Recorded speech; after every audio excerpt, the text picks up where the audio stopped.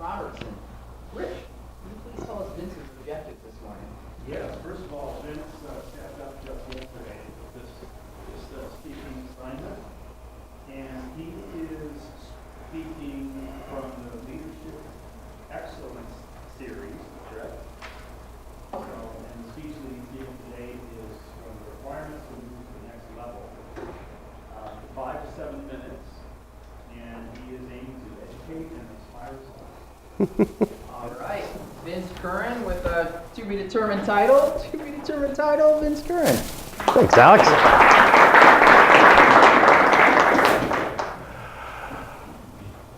How many of you would love to have an assistant? Yeah, an assistant. Oh, that would be so great, wouldn't it? Somebody that can do all your stuff for you. Terrific. How many of you would like to be a mentor? Yeah, somebody that you can pass some knowledge along to. Well, that's what I'm going to be talking about today. The series that I'm doing now is Education for Toastmasters in the Leadership Skills. And a way to get an assistant and be a mentor is to delegate.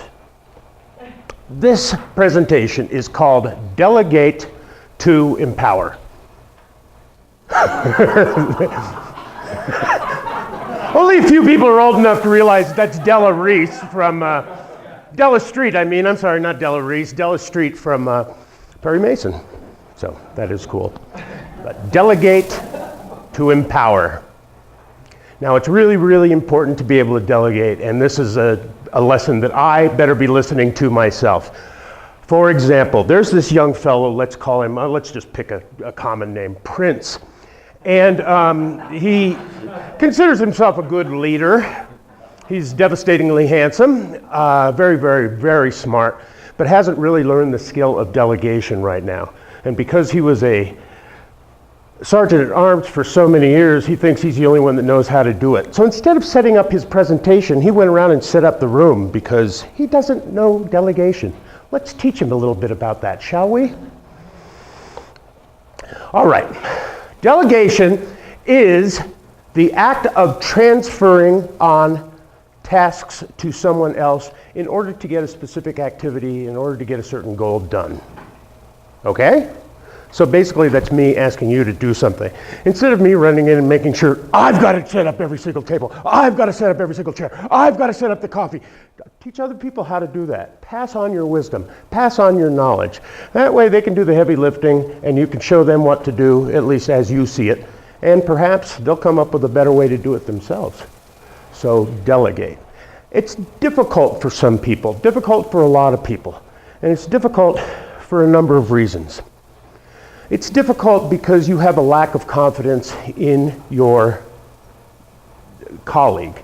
You don't think that they have enough skills to do it. Or it's difficult because you have a lack of knowledge, lack of confidence in yourself as well. But you've got to get over that. I guarantee you, they're probably a lot smarter than you think they are. And if not, they will learn. Trust me on that. Delegation is difficult because a lot of people just don't like to give up control. I'm the boss. I want everybody to walk in and go, see that guy over there? He's the sergeant at arms. Okay, not a good example because it's not exactly one of your highly coveted positions. However, giving up control is something that stops a lot of people from delegating. Selfishness, once again, like I said, it's because you want to be identified with the person that got all these things accomplished.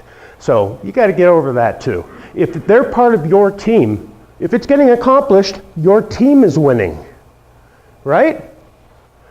Good old Peyton Manning couldn't go out and do it by himself, even though he's a great leader and he's a great quarterback and perhaps he does most of what's going on out there. He couldn't do it by himself.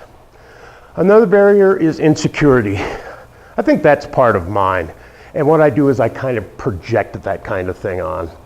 You know, when I'm not feeling quite secure, I'm thinking, I'm so small and I'm so scared and I'm so frightened, and I project that onto other people and think that that's going to apply to them, and that's not the case. Not everybody's a big bag of neuroses like I am. Some people are like Ron Pritchard, who you can't shut him up.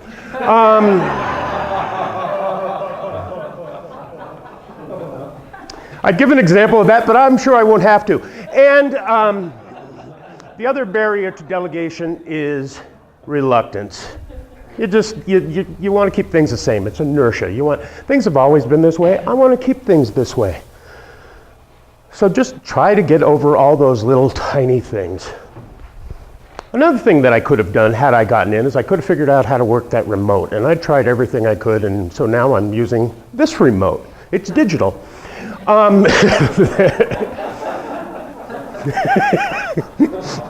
There are 5 steps to passing on and delegating your authority and your power. Prioritize the things that need to be done. For example, and I'm using the example of setting up the room because because that's what I do. If you get the coffee done right away, if you can get it started brewing, then it'll be ready when the show starts. And I call everything a show. When I'm in the meeting, it's a show. For me, everything's a show. Match the needs and availability to the person that's going to be doing the job.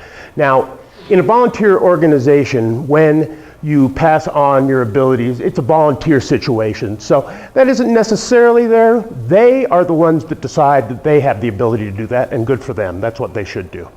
Assign the responsibilities to them. Tell them everything they're supposed to do. Give them, your wisdom on how you do it, but, it's not absolutely necessary. They can figure out their own way. And empower them. Make them in charge of it. Make them responsible for it. Make them the boss of their master of their own domain, as it will. Thank you. Anyway, and accountability. If something doesn't get done properly, they get the accountability. However, you share it among your team. The benefits to this is you get everybody involved. People don't feel like they're left out. You increase your productivity and the quality of the product that you're doing. Everybody's learning a little bit better. If you're in a job situation, you can often reduce the costs because you can do things more efficiently. If you're passing it on to other people, their brains don't work the same as you. There's a lot more potential for innovation there, and you get greater commitment from the team.